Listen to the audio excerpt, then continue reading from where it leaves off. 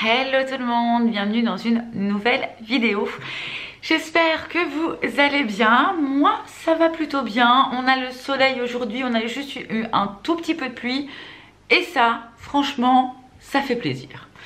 On se retrouve pour cette vidéo des astuces. Oui, aujourd'hui on va voir ensemble 10 astuces pour essayer d'augmenter notre productivité au quotidien. Peu importe ce que c'est. En tout cas, moi voilà ce qui fonctionne. Donc pour augmenter sa productivité, voici l'astuce numéro 1. Bon, ça j'ai envie de vous dire, faut pas être sorti de Saint-Cyr, forcément vous le savez très bien. Mais est-ce qu'on le fait? Des fois c'est un petit peu compliqué de se sortir du lit le matin. Et pourtant Dieu sait que si vous vous levez tôt, ça augmente votre productivité. Oui, on a plus de temps. Plus de temps déjà pour émerger le matin, boire son café, ne pas se retrouver à se dire vite. Dans 20 minutes, je prends le travail et je suis encore sous la couette. Donc forcément, plus vous vous levez tôt, plus vous avez du temps pour vous et plus vous pouvez faire de choses, ce qui augmente forcément votre productivité. Astuce numéro 2, planifier. Planifier au maximum. C'est ce que je fais le matin, j'essaie justement de me lever plus tôt pour planifier les choses.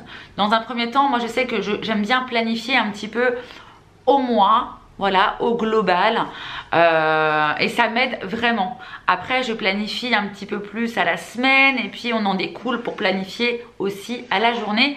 Mais le fait de planifier fait qu'il n'y a pas des choses qui arrivent comme ça où on se dit « Ah, on a un peu pris de court, on avait complètement oublié ». Non, c'est noté quelque part, c'est planifié dans l'agenda ou autre. Et ça, au moins, on a quand même l'esprit tranquille et ça permet d'augmenter notre productivité. Astuce numéro 3, les amis. Astuce numéro 3, c'est de vous fixer des objectifs. Alors, par exemple, quand vous avez justement planifié, on va dire, votre journée, il faut que vous regardiez un petit peu quel est votre objectif du jour.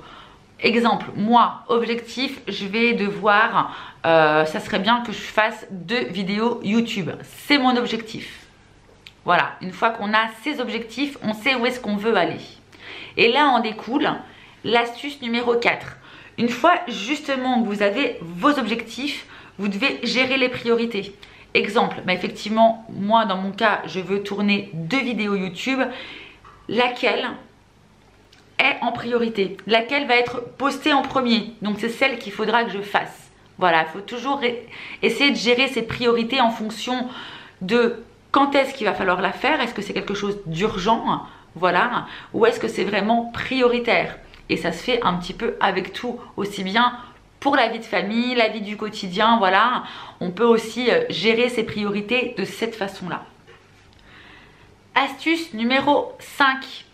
Une fois que vous avez fait tout ça, eh ben, vous faites votre to-do list, votre checklist. Exemple, encore, je vais prendre les vidéos YouTube. Une fois que je sais, bon, voilà ce que je veux faire. Je planifie 2 ou 3 vidéos YouTube à tourner aujourd'hui. Quelle est celle qu'il faut vraiment que je publie en premier, qui est ma priorité? Bon, c'est celle-ci, donc je me focalise sur cette vidéo. Une fois que je me suis focalisée sur cette vidéo-là, je me fais ma to-do list. Alors bon, par exemple, écoutez, je vais faire ma vidéo sur les astuces de priorité. Donc, quelles sont les priorités? Comment est-ce que je vais la filmer? Comment est-ce que ça va se passer? Qu'est-ce que je vais dire? Quels sont les points dans lesquels je veux justement parler et donner à mes abonnés? Ça me permet de faire ma checklist. J'ai mes objectifs, voilà ce que je veux faire. Voilà la priorité, ça sera cet objectif-là. Et qu'est-ce que je dois faire? Et là, on sort la to-do list.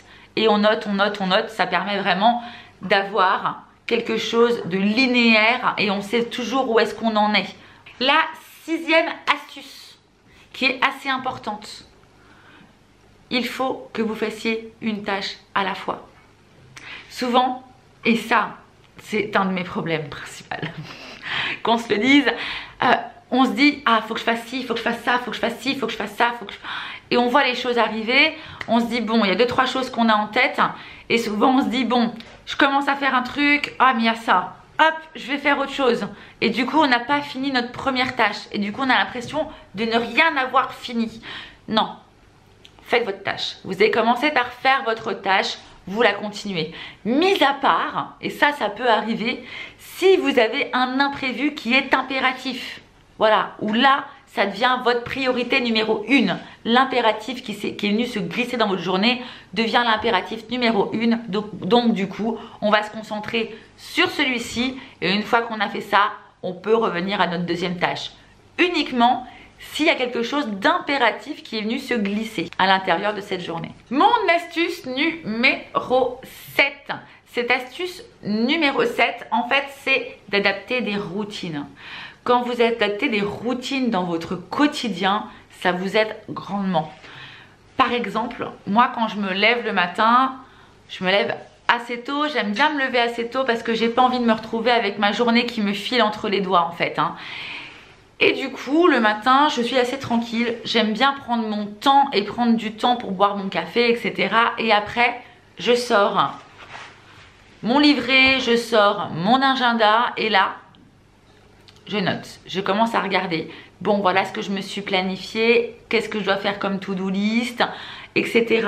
Et vraiment, d'avoir cette petite routine-là, on n'y pense même plus. On fait les choses sans réellement y penser et du coup, on sait où est-ce qu'on va. Et au cas où, même si je viens à ne plus vraiment savoir, hop, c'est noté quelque part. Et franchement, le fait d'avoir des petites routines comme ça dans sa vie, eh ben, en fin de compte, après, on fait les choses sans même devoir y penser et forcément, ça augmente notre productivité. Mon astuce numéro 8. Mon astuce numéro 8. Alors, en fin de compte, j'ai commencé ça il y a quelques temps et ça m'aide. Enfin, quelques temps, ça va faire environ une semaine. Je me suis aménagé un agenda sur mon téléphone. Et en fait, j'ai mon agenda, parce que j'adore tout ce qui est papeterie, donc forcément j'ai mon agenda toujours que je vais avoir, où je vais toujours noter, mon agenda physique papier. Mais le fait d'avoir un agenda sur son téléphone fait qu'on peut y ajouter des alarmes.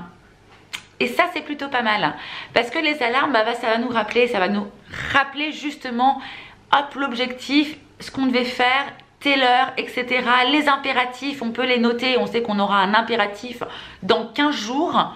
Et ben hop, on a l'alarme qui se déclenche. Moi ce que je fais, c'est que j'aime bien mettre une alarme pour la veille de l'événement, on va dire, ou de la tâche que j'aurai à accomplir, quand c'est une grosse tâche, histoire de mettre un petit peu en condition. Comme ça, le lendemain, je ne suis pas surprise que mon téléphone sonne une heure avant pour me dire « Noélie, t'as un rendez-vous, Noélie, impérativement, il faut que tu fasses ça ». Donc voilà, je trouve que c'est plutôt pas mal aussi ces agendas qu'on a sur notre téléphone. Je sais plus exactement comment s'appelle le mien. Je le trouve plutôt bien fait. Par contre, il m'a fallu un petit temps d'adaptation malgré tout. Mais bon, je pense que la plupart font la même chose avec des petites alarmes, etc. C'est quand même plutôt pas mal. Merci la technologie. Astuce numéro 9. Alors, pour l'astuce numéro 9, eh ben écoutez, il faut se reposer les amis. Faites des pauses. Parce que des fois, effectivement, on a des objectifs et on se crée un certain stress aussi. Et on se dit, bon ouais, mais il faut que je fasse ça, mais ça va durer très longtemps. N'hésitez pas à faire des pauses. Ça améliorera effectivement votre productivité.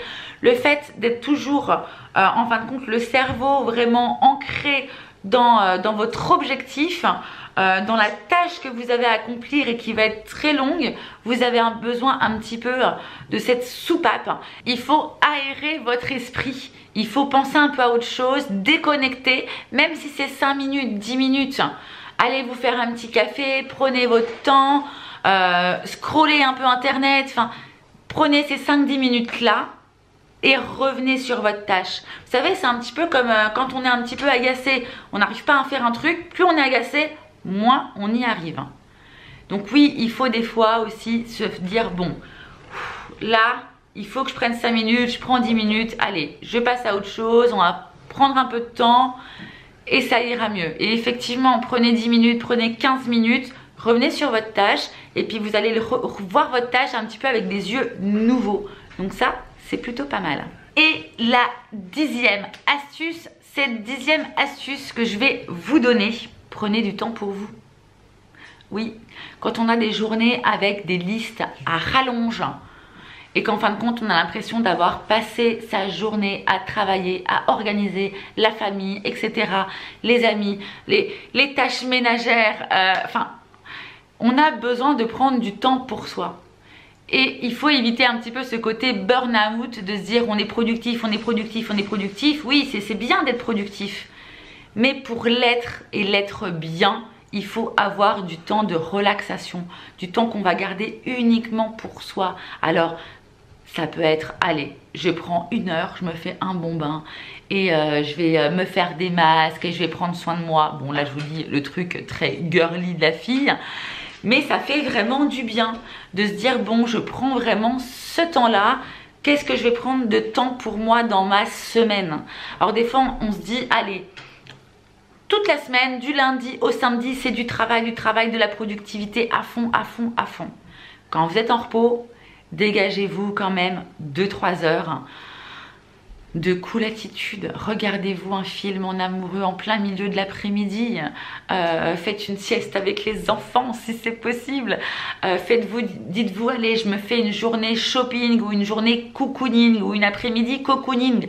Rien que pour moi. Parce que encore là, vous avez besoin de cette soupape de sécurité où vous vous dites on souffle, on veut de la productivité, on veut être productif, on veut y arriver. Oui, c'est vrai. Mais par contre, il ne faut pas se négliger. Il faut réussir à trouver quand même un petit entre-deux. Voilà les amis, voilà un petit peu comment j'essaie de travailler au quotidien. Et puis dites-vous que bon, si c'est pas fait, si c'était pas important, etc., c'est fait, ça sera fait demain. Des fois, je me fais des listes à rallonge, hein. Un petit plus là. Des fois, je me fais des listes à rallonge et je me dis, il faut que je fasse ci, il faut que je fasse ci, il faut que je fasse ça, il faut que je fasse ci, il faut que je fasse ça. Quand je fais ma to-do list, justement, et que je coche tout ce que j'ai fait, qu'est-ce que c'est satisfaisant. Et même s'il m'en reste 2-3, je me dis, bon, c'est juste que j'ai pas géré toute ma quantité de travail, que je pensais être surhumaine, mais on n'est pas surhumain, hein, qu'on se le dise. Et puis du coup, c'est pas grave, ça sera mes priorités du lendemain. Et voilà. Tant que les priorités du jour ont été faites, les petits trucs en plus qu'on vous laisse rajouter, eh ben c'est pas grave, ça sera pour le lendemain matin. Surtout, déculpabilisez. Voilà, soyez productifs, ok, mais prenez soin de vous. Voilà, ça sera mon mot de la fin.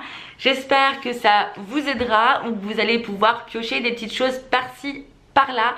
Si vous avez des questions, n'hésitez pas à me les poser juste en dessous au niveau des commentaires. Si ça vous a plu, n'hésitez pas à liker, commenter, partager, mais surtout vous abonner.